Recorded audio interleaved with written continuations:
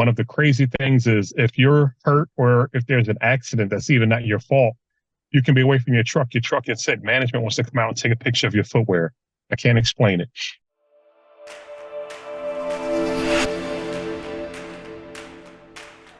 The facts, dates, and events presented in this video are from the member's best recollection and may not be fully accurate.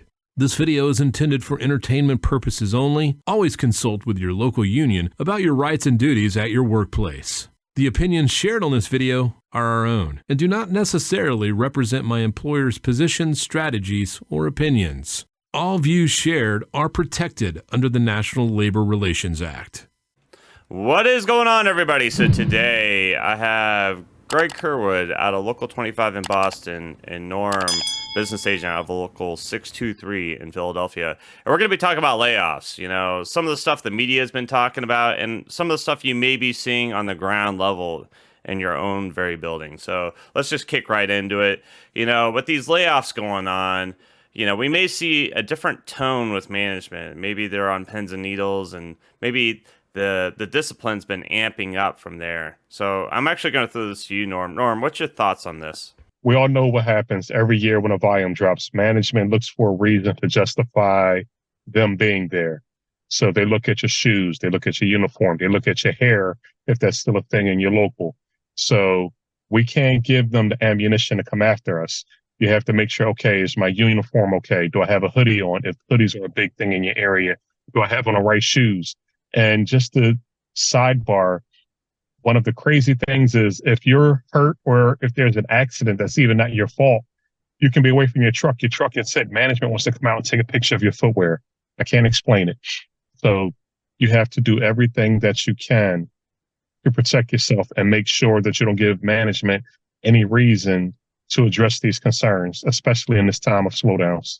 And when I walk into the building every day, I see that a lot of routes have been cut, even my own, which is crazy because it's never happened before. And I know that volume kind of dips down around February, but, you know, Greg, is there any tips or tricks you can tell the members out there that are constantly having the routes being cut? Well, I don't know if it's a tip or a trick, but you got to demand your 8 hours. The way we battle back against layoffs and routes being cut is by forcing management to find work for everybody that's scheduled to work. If you go home, you're just making it easy for them. In addition, you know, depending on your supplemental language, you may be costing yourself health insurance. You may be costing your pension a huge pile of money. I know it sucks. I think we've all been there on the blind with a loaded truck, but that won't last forever. If you continue to go out there and do the job right and take the time, you know, they're not going to have a whole pile of drivers out that late. Sooner or later, they're going to have to put the routes back in because they're going to have to answer for it on their end. So they get directed from Atlanta. You can only run X number of routes. Those numbers are getting smaller and smaller, so they're cutting them. But the key is for us not to make that easier. We don't want to facilitate their eliminating of our jobs. So, Norm, you know, we're hearing news that these sorts are shutting down. You've seen it firsthand in your area. What can you tell us about that? Well, with the sort closing, it's never a good thing. It's pain on every level of it. It's pain for the member because they're going to be without health care, without a check. Whether you have a part-time or if that's your livelihood, it's just a terrible thing. But we've seen our midnight shift close at our South Philadelphia building. We've seen our day sort and our day ramp operations closed at PHL. And in Pennsylvania, there are several buildings that have closed. And if you go down further south from us in Baltimore, one of their buildings lost a day shift there. Automation is hitting and it's hitting hard, and we have to do everything to protect our jobs, but it's just not a good thing. It doesn't feel good for anyone. It doesn't feel good when you have to say, hey, you know, fill out this withdrawal card because you're not going to be paying dues for a while because you don't have a job. It's not a good thing anywhere. Right now in the news media, they have this narrative that the reason why these layoffs are going on is because of this union contract. Greg, what's your thoughts on that? My thought is that is complete and totally a fabrication. Our contract has nothing to do with these layoffs. This plan was in place 4 years ago, 5 years ago when Carol Tomei took over with Better Not Bigger. You know, they want to streamline everything. They want to reduce costs as much as possible. They want to centralized locations. That's nothing new. It was put on hold for a bit because of the pandemic, but it's still the overriding plan. In addition, they didn't meet profit expectations, which means they didn't come through with what they promised. It doesn't mean they didn't make a ton of profit. And when that happens, one thing that Wall Street loves to see and loves to hear is belt tightening, trimming the fat, lean and mean, all those catchphrases, and that drives up the stock price. And, as we know, our executives are compensated in stock. They have not cut the dividend to the shareholders. They continue to give a fortune to them. And you have to remember that over the course of the last 5 years, we made them billions and billions of dollars. The shareholders already got their piece. The executives already got their piece. We had every right and deserved the piece that we asked for and demanded and got. And that has no impact on what is happening right now. So as much as the company would like that narrative to be true and the media wants to latch onto that, it's very important that our members understand that our fighting for a good contract did not cause this. Because in 2028, we're going to have to fight again. And we need the members to know that fighting does not translate into layoffs. Fighting for what you deserve is always the right thing to do. It's a bad narrative, especially for Teamsters to spread. Unfortunately, we have a few members in our own local that blame our executive board. Hey, if these guys didn't fight so hard, if they didn't go after the company so much, then we would have these jobs. It is a very, very bad narrative that we're eating ourselves from within.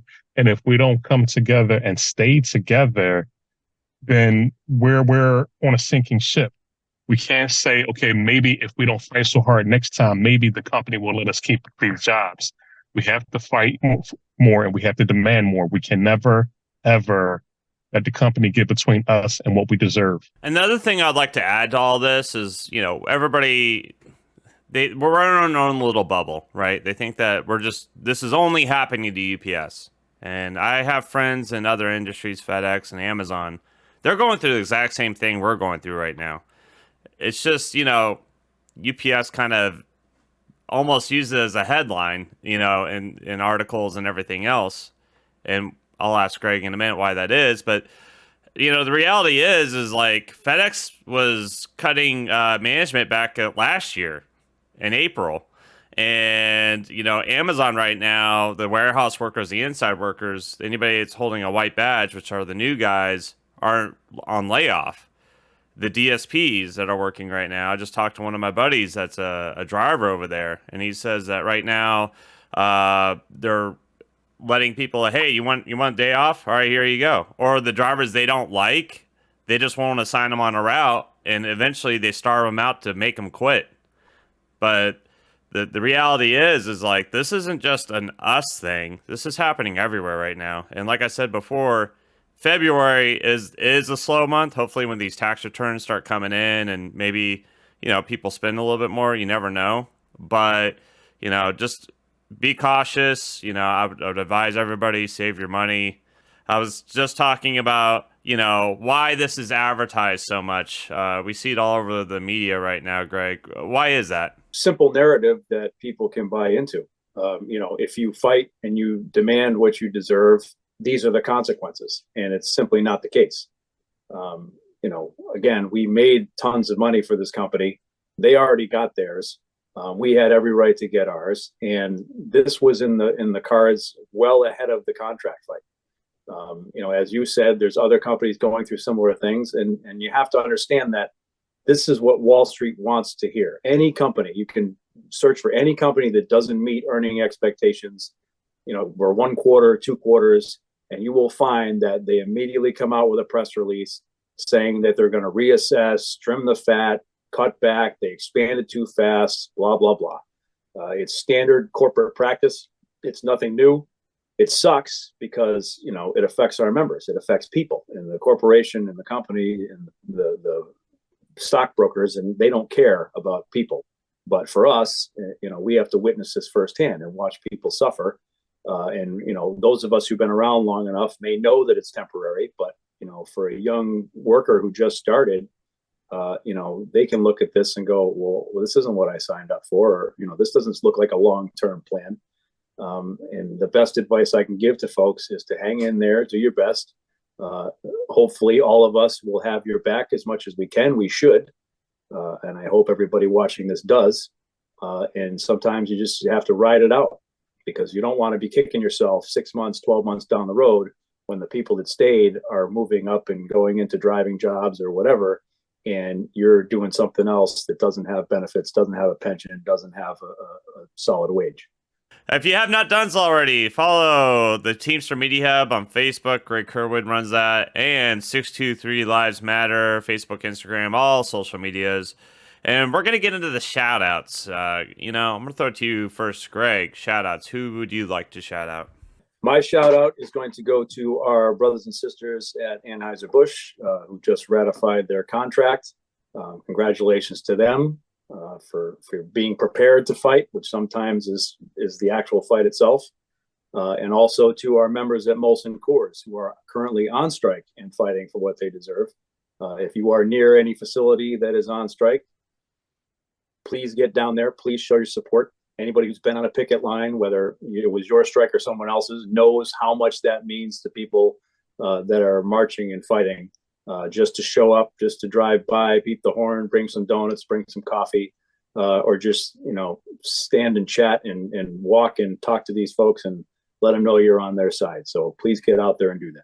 All right, Norm, shout outs. Who would you like to shout out? I want to shout out Philly Trans. That's a new barn that local 623 in Philadelphia. We had an organizing drive, over 200 new members into our local, and we received an astounding over 90% of the people that voted to join our locals. So just a big shout out to Philly Trans and everybody at our locals to help with the drive. That's awesome.